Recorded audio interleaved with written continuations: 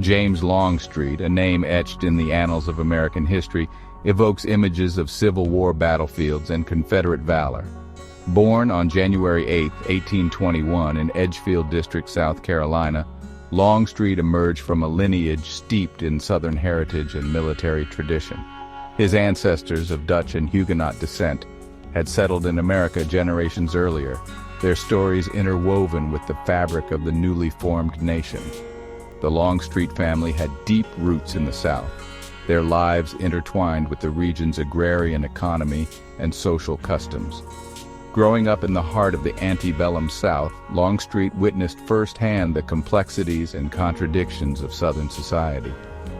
The institution of slavery, an integral part of the Southern economy, cast a long shadow over the region, shaping the social order and fueling the political tensions that would eventually lead to the Civil War. Longstreet's own family owned enslaved people, a fact that would later become a source of controversy and debate among historians. Despite the idyllic image often associated with the antebellum South, life in the 19th century was harsh and unforgiving. Disease was rampant, and infant mortality rates were high. Educational opportunities were limited, especially for those living in rural areas. Yet, amidst these challenges, Longstreet's parents, James and Mary Ann, instilled in their son a strong work ethic and a deep sense of honor. These values would serve him well in the years to come as he navigated the treacherous path of a military career. Longstreet's childhood was a blend of rustic simplicity and genteel traditions. He spent his formative years on his family's plantation Westover in northeast Georgia. The rolling hills and dense forests provided an idyllic backdrop for his youthful adventures. Life on the plantation was not all carefree play. Longstreet was expected to contribute to the daily operations. This early exposure to responsibility and leadership proved invaluable. The path to West Point was not an easy one for a young man from the rural South.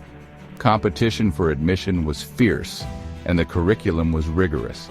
Longstreet, however, was determined to succeed. He excelled in mathematics and military strategy. His natural leadership qualities soon became evident. At West Point, Longstreet forged deep and lasting friendships. Among his classmates were future military leaders like Ulysses S. Grant and Stonewall Jackson. He graduated in 1842, ranked 54th out of 56 cadets. Despite his rank, Longstreet had proven himself to be a capable young officer. These qualities would serve him well in his military career. Little did he know, he was about to enter a period that would define his life. Upon graduating from West Point, Longstreet received his commission as a second lieutenant. He was assigned to the 4th U.S. Infantry Regiment on the Texas frontier. The annexation of Texas in 1845 ignited conflict, leading to the Mexican-American War. For Longstreet, the war was his baptism by fire. He fought in major battles like Palo Alto and Monterrey. At Contreras, he led a daring charge and was wounded. His bravery earned him a brevet promotion to major. These experiences shaped his views on warfare and influenced his Civil War decisions. Following the Mexican War, Longstreet returned a decorated hero. He served in various posts along the western frontier. Life was arduous and dangerous, but Longstreet thrived. He served in Texas, Kansas, and New Mexico, protecting settlers. He witnessed westward expansion and growing north-south tensions. The years leading to the Civil War were politically and socially tumultuous. Longstreet saw Lincoln's election as a threat to Southern self-government. He was torn between loyalty to Alabama and his oath to the Union. As the nation teetered on the brink of civil war, Longstreet found himself at a crossroads. He had spent his entire adult life in service to the United States Army, rising through the ranks to become a respected officer. He had fought bravely for his country in Mexico, and he had witnessed firsthand the sacrifices made by countless soldiers in defense of the Union. However, Longstreet was also a Southerner by birth and upbringing. He shared the deep-seated cultural values and beliefs of his region, including a belief in the sanctity of states' rights and a deep suspicion of Northern abolitionists. The secession of his home state of Alabama placed him in an untenable position. He could remain loyal to the Union, upholding his oath to the Constitution, but in doing so, he would be turning his back on his family, his friends, and his homeland. Or he could cast his lot with the Confederacy, joining the fight for Southern independence, but at the cost of being branded a traitor by the Union he had sworn to defend. Longstreet's decision to resign his commission in the United States Army and join the Confederate Army was not made lightly. He agonized over the choice, knowing that it would have profound consequences for himself and for his family. In the end, his loyalty to his Southern heritage and his belief in the right of secession outweighed his allegiance to the Union. He submitted his resignation, effectively ending his career in the United States Army and embarking on a new and uncertain path as a soldier in the Confederate Army. James Longstreet resigned from the U.S. Army to join the Confederacy as a brigadier general. For Longstreet, it was a matter of duty, defending his homeland from Northern aggression. His experience quickly earned him recognition, and he rose through the ranks. Assigned to Richmond, he organized raw recruits into a fighting force. Longstreet's West Point training was invaluable to the Confederacy. The First Battle of Bull Run was a chaotic and bloody affair. Longstreet's brigade was initially held in reserve. Beauregard ordered Longstreet's brigade into the fray. Longstreet rallied his troops and led counterattacks. The Union forces began a chaotic retreat. Longstreet emerged with a reputation as a skilled commander. Following the Confederate victory at First Manassas, the war in the East settled into a stalemate. The Union Army, now under the command of General George B. McClellan, began to amass a massive force near Washington, D.C., preparing for a renewed offensive against the Confederate capital of Richmond, Virginia. Longstreet, promoted to Major General after his performance at Bull Run, was transferred to the Confederate Army of Northern Virginia, commanded by General Joseph E. Johnston. In the spring of 1862, McClellan launched his offensive, moving his army by sea to the Virginia Peninsula, southeast of Richmond. The Peninsula Campaign, as it became known, was a series of battles and engagements fought over several months in the spring and summer of 1862. Longstreet's role in the campaign was primarily defensive. Johnston, wary of McClellan's larger and better equipped army, adopted a strategy of delaying the Union advance and inflicting as many casualties as possible. Longstreet's division played a key role in this strategy, fighting a series of stubborn rearguard actions as the Confederates slowly withdrew towards Richmond. He clashed with McClellan's forces at Yorktown, Williamsburg, and Seven Pines, using his knowledge of the terrain and his tactical acumen to slow the Union advance. Longstreet, a master of defensive warfare, used earthworks, trenches, and artillery emplacements to great effect, forcing the Union Army to pay a high price for every yard of ground they gained.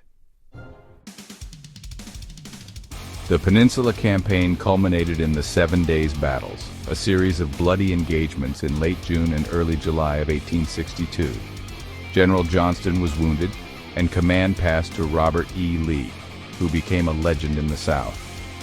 Lee's forces repulsed McClellan, forcing the Union to abandon its campaign to capture Richmond. Lee then led his army north into Maryland, aiming to carry the war into Northern territory. The Second Battle of Bull Run cemented Lee's reputation and enhanced Longstreet's standing. However, Longstreet's preference for defensive tactics clashed with Lee's audacious strategies, sowing seeds of future discord.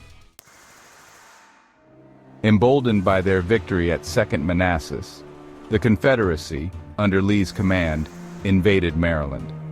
Lee aimed to sever Union supply lines and bolster European support. However, his plans were compromised when Special Order 191 fell into Union hands. This gave McClellan a clear picture of Lee's intentions. The stage was set for a bloody confrontation at Antietam. The Battle of Antietam, fought on September 17, 1862, near Sharpsburg, Maryland, was the bloodiest day in American history. Longstreet's One Corps, positioned along Bloody Lane, repelled wave after wave of Union attacks. Longstreet, calmly surveying the battlefield, symbolized Confederate defiance. Antietam ended in a tactical draw, but was a strategic victory for the Union. It provided Lincoln the cover to issue the Emancipation Proclamation, transforming the war into a crusade to end slavery.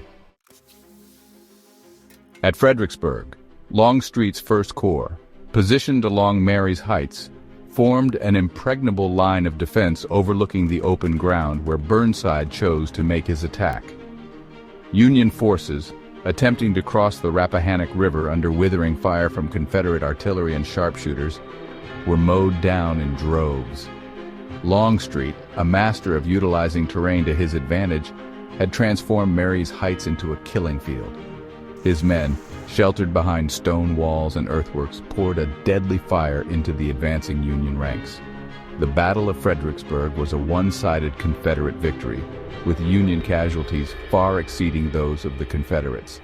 Longstreet, his reputation as a defensive genius further enhanced, emerged from the battle as one of the most respected and feared commanders in the Confederate Army. However, the victory at Fredericksburg came at a personal cost for Longstreet. During the battle, his youngest son, 5-year-old James Longstreet Jr., fell ill and died. The loss of his son, coming amidst the horrors of war, weighed heavily on Longstreet, casting a pall over his personal life, even as his professional star continued to rise. Despite their victory at Fredericksburg, the Confederacy was not out of danger. The Union Army, though defeated, was far from destroyed. In the spring of 1863, the Army of the Potomac, now under the command of General Joseph Hooker, launched a new offensive, crossing the Rappahannock River upstream from Fredericksburg and threatening the Confederate left flank. The Battle of Chancellorsville, fought in early May 1863, would prove to be one of the most daring and controversial battles of the Civil War. At Chancellorsville, Lee, outnumbered and outmaneuvered, took a calculated risk. Dividing his army in the face of a larger enemy force, a risky move that violated conventional military wisdom, he sent Stonewall Jackson on a daring flanking march to attack the exposed Union right flank. Longstreet, ever cautious, advised against this risky maneuver. He believed that the Confederacy, already outnumbered, was taking too great a risk by dividing its forces. He favored a more defensive posture, waiting for Hooker to overextend his lines and then counterattacking at a time and place of their choosing. However, Lee, emboldened by past successes and confident in Jackson's abilities, decided to proceed with his plan. Jackson's flanking attack, launched on the evening of May 2, 1863, caught the Union Army completely by surprise. The Confederate assault, spearheaded by screaming rebel yell, smashed into the Union right, sending their lines reeling in disarray. The Union 11th Corps, routed by the ferocity of the attack, fled in panic, earning the dubious distinction of being called the Flying Dutchman. The Confederate victory at Chancellorsville, however, came at a terrible price. Stonewall Jackson, Lee's most trusted lieutenant and a hero to the Confederacy, was mortally wounded by friendly fire during the battle. His loss was a devastating blow to the Confederacy, both militarily and psychologically. Longstreet, despite his earlier misgivings about Lee's plan, was deeply affected by Jackson's death.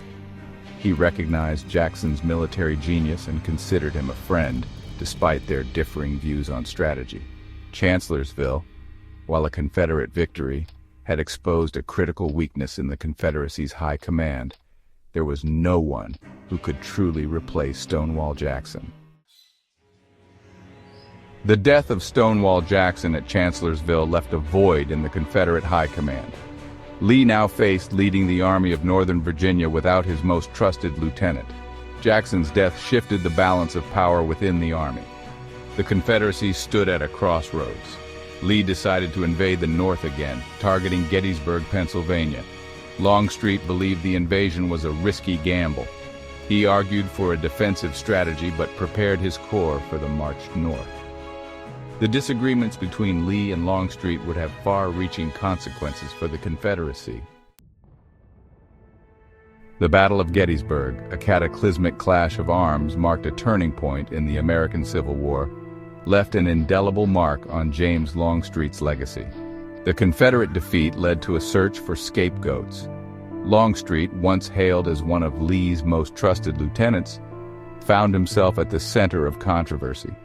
His actions during the battle faced intense scrutiny. Much of the criticism stemmed from his reluctance to embrace Lee's plan. Longstreet argued against another invasion of the North, favoring a more cautious approach. However, Lee overruled Longstreet's objections. The clash of wills would blossom into full-blown controversy. One of the most enduring criticisms leveled against Longstreet concerns the timing of his attack on the second day of the Battle of Gettysburg. Lee's plan called for a coordinated assault on the Union left flank, with Longstreet's encore delivering the main blow. However, Longstreet's attack, scheduled to commence early in the morning, was delayed for several hours. By the time his men stepped off, the element of surprise had been lost. The delay became a focal point for post-war criticism. His detractors argued that Longstreet's tardiness had cost the Confederacy a crucial victory. They claimed that if Longstreet had attacked earlier, his fresh troops would have overwhelmed the Union defenses. In the aftermath of the Confederacy's defeat, James Longstreet, once revered, was ostracized by former comrades and lost cause proponents. The lost cause narrative deified Robert E. Lee and needed a scapegoat for the defeat at Gettysburg. Longstreet, who disagreed with Lee's strategy and embraced reconciliation, became that scapegoat. He was branded a traitor, his actions twisted to fit the narrative. Jubal Early, a staunch lost cause defender, accused Longstreet of delaying his attack at Gettysburg. Longstreet spent his post-war life defending his actions, but the lost cause narrative was hard to dislodge. It took decades for Longstreet's reputation to recover. In recent decades, historians have begun to reassess James Longstreet's legacy, moving beyond the simplistic portrayals of the lost cause mythology. Modern scholarship has painted a more complex picture of Longstreet as a skilled military commander and a man of principle. His criticisms of Lee's strategy at Gettysburg were often rooted in sound military logic. Longstreet understood the limits of Confederate resources and preferred defensive tactics. His soldiers, inspired by his stoicism, fought with determination and earned respect. Longstreet's contributions to Confederate military history are undeniable. The embers of the Civil War had barely cooled when James Longstreet ignited a firestorm of controversy within Southern society. His embrace of Reconstruction policies alienated him from many former comrades and cemented his status as a pariah in the eyes of lost cause proponents. Longstreet advocated for reconciliation with the North and acceptance of freedmen's rights. He believed the South needed to embrace the realities of a changed nation. He publicly endorsed Republican policies, much to the chagrin of his former Confederate compatriots. He even commanded a predominantly black militia in New Orleans, a testament to his commitment to racial equality and a shared future for all Americans. This stance earned him the label of scalawag, a derogatory term for Southern whites who supported Reconstruction. Longstreet's willingness to challenge the prevailing orthodoxy came at a steep personal cost. Despite facing ostracism, Longstreet remained committed to public service and rebuilding the South after the Civil War. He held government positions during Reconstruction, demonstrating his administrative skills. President Grant appointed him to several federal posts, including Surveyor of Customs for New Orleans. These roles offered financial stability but also made him a target for criticism. Longstreet engaged in private business ventures to aid the South's economic recovery. He invested in railroads, insurance companies, and cotton plantations. However, his ventures often failed due to economic downturns and wartime destruction. Longstreet faced social ostracism and financial hardship. Despite challenges, he advocated for reconciliation and racial progress. He spoke out against the lost cause mythology, believing it hindered healing. Longstreet maintained friendships with former Union officers, including Grant. As the years passed and the passions of the Civil War generation began to fade, James Longstreet's legacy remained a subject of contention and debate. The Lost Cause narrative, with its enduring grip on the Southern imagination, continued to cast a long shadow over his reputation. However, there were also glimmers of recognition for his military talents and his contributions to the Confederacy.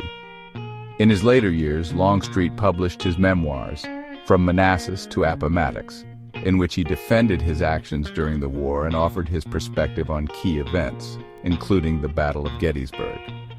His memoirs, while providing valuable insights into the Confederate war effort, did little to quell the controversies surrounding his role at Gettysburg. Lost Cause proponents continued to vilify him, using his own words to reinforce their narrative of betrayal and lost opportunity. Despite the enduring criticism, Longstreet found some solace in the recognition he received from former adversaries.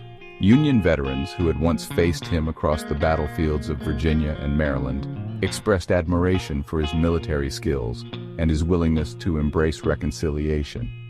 He attended veterans' reunions on both sides of the Mason-Dixon line, sharing his wartime experiences and advocating for healing and understanding. Longstreet's later years were also marked by personal tragedy. He lost his wife, Louise, in 1889, a devastating blow that left him heartbroken. He remarried a few years later to Helen Dortch, a woman 34 years his junior, but their relationship was met with disapproval from some quarters due to the age difference. James Longstreet died on January 2, 1904, at the age of 82.